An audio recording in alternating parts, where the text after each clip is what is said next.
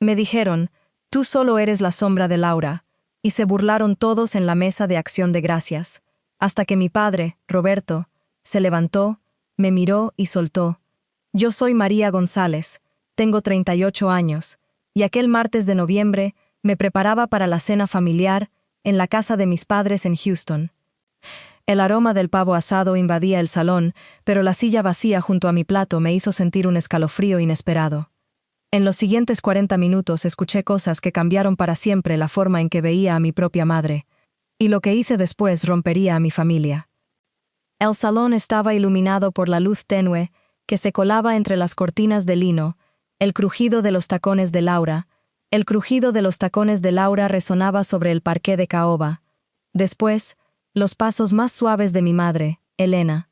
Yo estaba agachada, escondida detrás del ficus alto en la esquina del comedor. El aire olía a pavo asado y a la tierra húmeda de la maceta. Mi corazón latía contra mis costillas, como un pájaro atrapado. Ellas entraron en la sala. Sus voces eran bajas. Ellas entraron en la sala. Sus voces eran bajas, casi susurros que se mezclaban con el murmullo del aire acondicionado. Laura llevaba su bolso de cuero oscuro, las manos temblando un poco. Elena, con su postura siempre rígida, parecía sostener el peso de una decisión que no había querido tomar. Yo estaba agachada, con la espalda contra el ficus, tratando de no hacer ruido. El perfume de la maceta se mezcló con el olor de la carne cocida, creando una mezcla extraña que me hacía respirar más rápido. Cada vez que alguien se acercaba, el suelo crujía bajo sus tacones, y yo podía sentir la vibración en mis pies. Elena abrió la carpeta que llevaba en la mesa. Los papeles dentro eran de un color crema, con un sello que parecía antiguo. Laura se acercó, y el sonido de su respiración se volvió audible en el silencio de la sala. ¿Puedes firmar esto, mamá?, preguntó Laura con voz suave, casi como una petición. Elena suspiró, pero no mostró nada. Sus ojos se fijaron en la carpeta como si buscara algo más que la firma. Yo escuchaba cada palabra que salía de su boca, cada suspiro que se escapaba entre sus labios. Yo sentía que el tiempo se detenía, que mi corazón latía con un ritmo diferente. El pavo todavía estaba en el horno, su aroma me recordaba a las celebraciones pasadas, pero el olor a madera húmeda del ficus me recordaba a los momentos de silencio que compartíamos en la casa cuando éramos niños. Laura tomó la pluma, y el sonido de la tinta al escribir se volvió el único ruido que resonaba en la habitación. Elena firmó, y con cada trazo parecía sellar algo más que la propiedad. Yo estaba allí, invisible, escuchando la verdad que se revelaba con cada línea escrita. La habitación se volvió más fría, como si el aire mismo se hubiera vuelto denso. Laura se volvió hacia mí, y su rostro se iluminó con una sonrisa que no era de alegría, sino de triunfo. «Gracias, mamá», murmuró, casi sin levantar la mirada. Elena se volvió hacia la mesa, con la carpeta bajo el brazo. Sus ojos se encontraron con los míos, y por un momento el silencio se rompió. Yo sabía que mi voz estaba a punto de romper ese silencio, pero no estaba segura de si mi palabra tendría peso. Elena, me llamo Sofía, tengo 38 años y trabajo como administradora de notaría en el centro de Monterrey. Mi madre, Carmen, controla la casa como un termostato. Si la temperatura baja, todos sentimos el frío. Mi padre, Luis, es ingeniero civil, siempre llega a casa cansado, pero nunca sin su taza de café fuerte. Mi hermana, Elena, de 35, es la niña perfecta que la familia mostró al mundo. Su risa siempre parece ensayada. Desde pequeño, Elena y yo compartíamos habitación. Intercambiábamos notas bajo la puerta cuando la luz se apagaba. Yo tenía 9 años la primera vez que lo entendí. Ella me peinaba la cabeza y me prestaba su suéter favorito. Con los años, la dinámica cambió. Elena se acomodó en el papel que mis padres le construyeron, y yo quedé en la sombra. En el día que mi madre me llamó para algo importante, el aire del departamento olía a jabón y a pan recién horneado. Al llegar, mi padre colocó sobre la mesa del comedor una carpeta azul con el logo de la notaría. Los tacones de Elena resonaban sobre el parquet mientras ella ajustaba los cubiertos, como si fuera la directora del espectáculo. Mi madre sonrió demasiado, como si su boca estuviera forzada a mantenerse alegre. «Vamos a refinanciar la casa, solo una firma, mejores tasas», dijo mi padre, con la voz calmada pero tensa. Yo revisé los papeles. Las páginas estaban llenas de números tachados, montos ocultos y cláusulas que no comprendía. Sentí un hormigueo en el pecho, pero mantuve la voz nivelada y pregunté, ¿puedo llevarme esto? Mi abogada lo revisará. El silencio que siguió fue denso. Mi madre frunció el ceño y mi padre cerró la carpeta de golpe. Esa reacción me dio la primera señal de que algo no estaba bien. En los meses anteriores, había notado llamadas que se cortaban justo cuando preguntaba por la hipoteca. Una carta del banco fue redirigida a la dirección de la oficina de mi padre, sin que yo supiera el contenido. En una visita a la notaría, el empleado me negó acceso a información por protección de datos, aunque yo era la administradora. Otro indicio fue la factura de servicios que desapareció de la bandeja de entrada. El número de referencia estaba incompleto. Todas esas piezas se quedaron flotando, y yo las ignoré pensando que era paranoia. Solo es un trámite, me repetía, mientras mi madre preparaba el pastel de 3 leches para la cena. Yo, que conozco los documentos notariales, sentía que la carpeta tenía un poder notarial amplio, pero no lo vi con claridad. En mi infancia, mi abuela guardaba cartas en una caja de galletas. Esa caja ahora parece el único refugio de la verdad.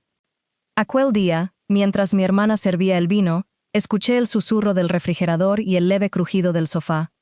Los recuerdos de la casa de mi infancia, con paredes amarillas y el aroma a café de mi madre, se mezclaban con la incertidumbre presente.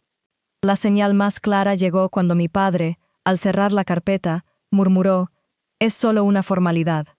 Yo no estaba equivocada. Simplemente me dejé convencer de callar y aceptar la versión familiar. Y esa es la parte que todavía no me perdono. Ahora, al observar a Elena sonreír frente a la familia, percibo la máscara amable que lleva puesta, lista para caer en cualquier momento. La tensión se mantiene en el aire, como el perfume tenue de la vela que mi madre encendió para la cena. Aún no sé cómo esas señales que ignoré moldearán lo que vendrá. Me senté en la cabecera de la mesa, con la carpeta llena de documentos frente a mí. La habitación estaba llena de parientes, todos con sus platos llenos y sus vasos de vino. Mi hermana, María, se levantó y sonrió, su cabello perfectamente peinado, su vestido ajustado. «Mamá y papá van a firmar la casa a mi nombre», anunció, su voz clara y segura. «Y tú, Sofía, no recibirás nada». La habitación estalló en aplausos y risas, como si estuvieran celebrando un logro. Mi madre sonreía, con lágrimas en los ojos, mientras que mi padre asentía con la cabeza, como si aprobara la decisión. Me sentí como si hubiera sido golpeada en el estómago. La habitación comenzó a girar a mi alrededor, y pude sentir el calor subiendo a mis mejillas, pero no dije nada, no hice nada. Solo me quedé sentada, con la carpeta frente a mí, y sonreí. Una sonrisa fría, calculada, que ocultaba la tormenta que se desataba dentro de mí. «¿Debería contarles o lo harás tú?», pregunté, mirando a mi padre. La habitación se detuvo, como si alguien hubiera pulsado el botón de pausa. Mi padre se quedó con la boca abierta, su tenedor suspendido en el aire. Mi hermana se puso pálida, su sonrisa congelada en su rostro. «¿Contarles qué?», preguntó mi hermana, su voz temblorosa. La habitación comenzó a llenarse de murmullos y susurros, como si todos estuvieran esperando a que alguien hablara. Mi madre se levantó, su silla raspando contra el suelo. «Sofía, ¿qué pasa?», preguntó, su voz llena de preocupación, pero yo no respondí. Solo me quedé sentada, con la carpeta frente a mí, y sonreí, una sonrisa que decía, «Todo va a cambiar». La habitación se llenó de tensión, como si todos estuvieran esperando a que algo explotara. Y entonces, mi padre habló. «Sofía, ¿qué estás insinuando?», preguntó, su voz firme pero con un toque de nerviosismo. Me levanté, la carpeta en mi mano, y comencé a caminar hacia la puerta.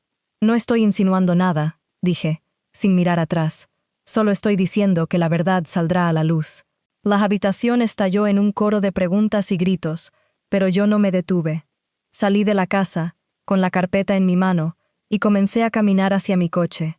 La noche era fría y oscura, pero yo no sentía nada, solo una sensación de determinación, de que iba a hacer que la justicia se cumpliera. No importaba lo que costara.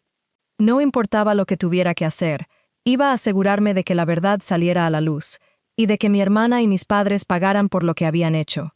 La pregunta era, ¿cómo? ¿Cómo iba a hacer que la justicia se cumpliera?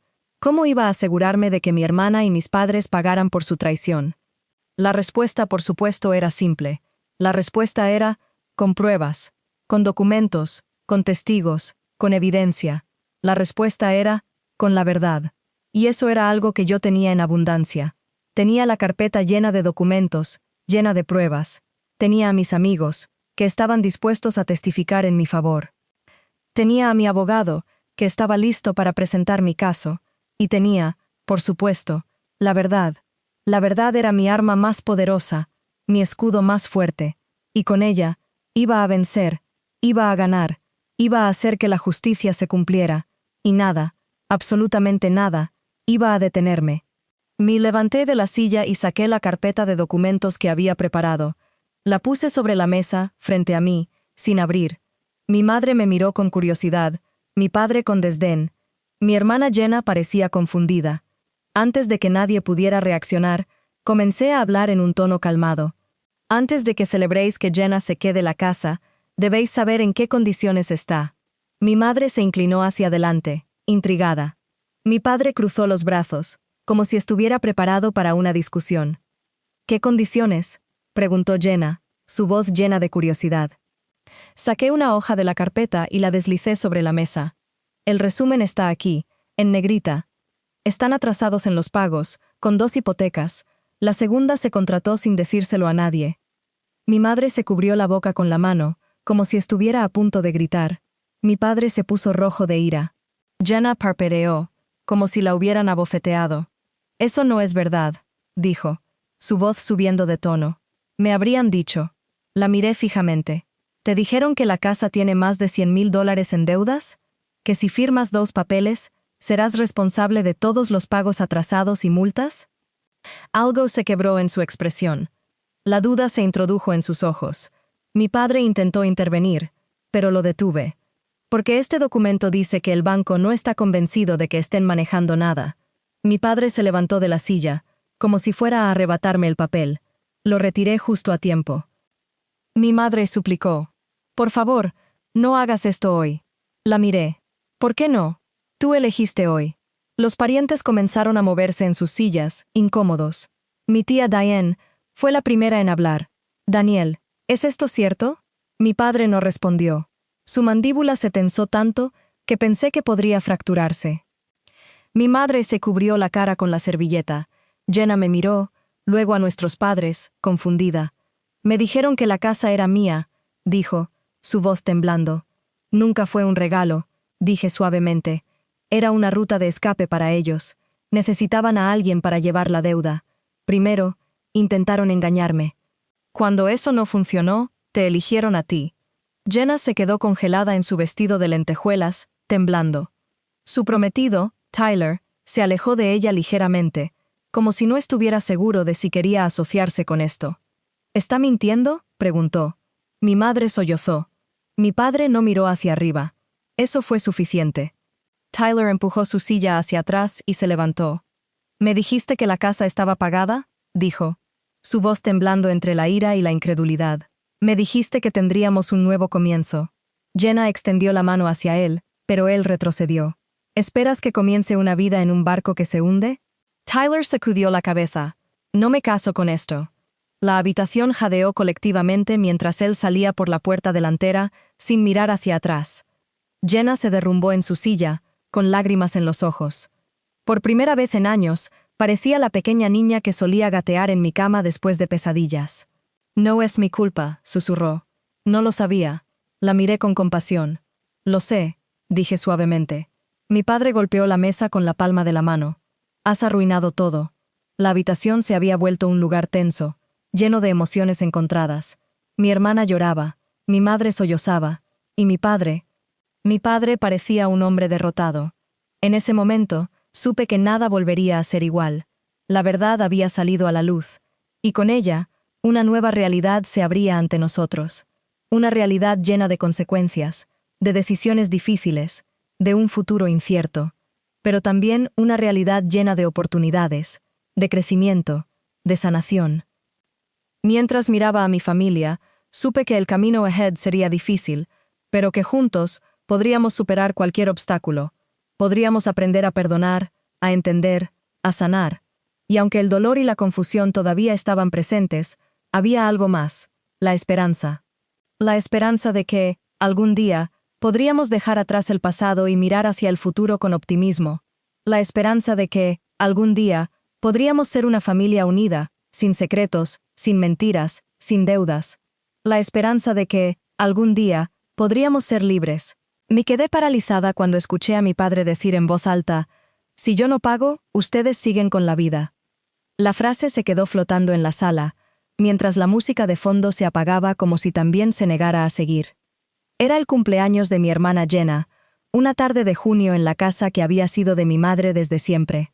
La mesa del comedor estaba cubierta con un mantel blanco, platos de porcelana y un pastel de chocolate que nadie había tocado todavía. El aroma del café recién hecho se mezclaba con el perfume leve de la vela de canela que mi abuela había colocado en el centro.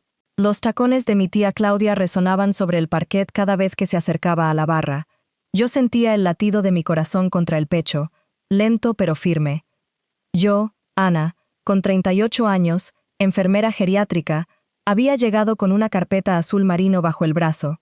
En su interior había escrituras, extractos bancarios, un poder notarial firmado por mi madre María hace 2 años y una carta de la notaría que confirmaba la venta de la casa a nombre de mi padre José. Todo estaba organizado, cada hoja numerada, cada firma resaltada con un marcador amarillo.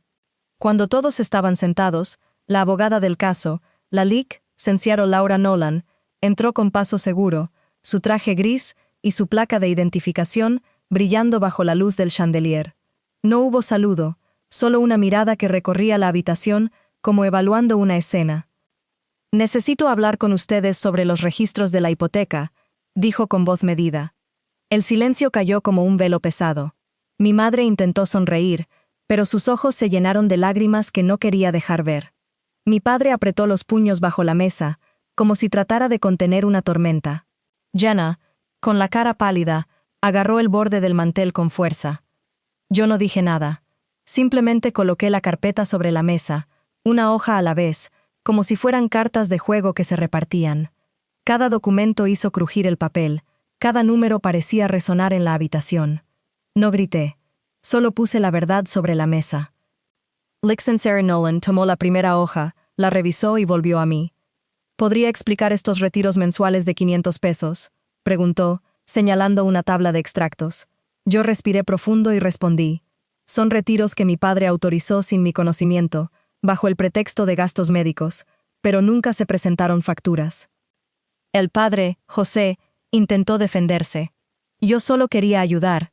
No había intención de engañar», balbuceó. Su voz temblaba, pero la máscara amable que siempre llevaba empezó a resquebrajarse. La abuela Carmen, que había estado en silencio hasta ese momento, se levantó lentamente, usando la mesa para apoyarse. Su voz, aunque delgada, resonó con autoridad. «Yo les enseñé a ser honrados. No pueden usar a su madre como escudo para sus mentiras». Un murmullo de desaprobación se extendió entre los primos y tíos. Algunos fruncieron el ceño, otros se retiraron a la cocina, como si el aire se volviera denso. Mi madre, María, intentó sollozar, pero la fuerza de la revelación la hizo temblar de pie.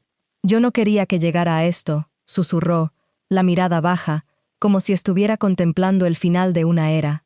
La habitación se convirtió en un lienzo de emociones encontradas, cada rostro reflejaba sorpresa, dolor, rabia y, sobre todo, decepción. Lex Nolan, con su presencia serena, tomó el control de la situación, organizando las pruebas y preparando el camino para la denuncia formal. Mientras tanto, mi padre, José, intentaba justificar sus acciones, pero cada palabra que salía de su boca sonaba más vacía que la anterior. La abuela Carmen, con su autoridad y sabiduría, se erigió como el pilar de la familia, guiándonos hacia la verdad y la justicia. En ese momento, recordé una carta que la abuela me dio cuando era niña, guardada en una caja de galletas, con un mensaje que decía: «La familia es el refugio, pero la verdad es el escudo». Ahora, esas palabras adquirían un significado más profundo, resonando en mi corazón como un recordatorio de que, a veces, es necesario enfrentar la realidad para proteger lo que más valoramos. La confrontación pública había sido el catalizador para que la verdad saliera a la luz, y aunque el camino hacia la justicia sería largo y complicado, sabía que habíamos dado el primer paso hacia la sanación y la reconstrucción de nuestra familia. Aprendí que el silencio nunca trae paz, y que sometimes, la única forma de mantener viva la llama de la verdad es enfrentar el dolor y la decepción de cabeza. ¿Alguna vez tuviste que alejarte de tu propia familia? Cuéntamelo abajo, y suscríbete para no perderte la próxima historia.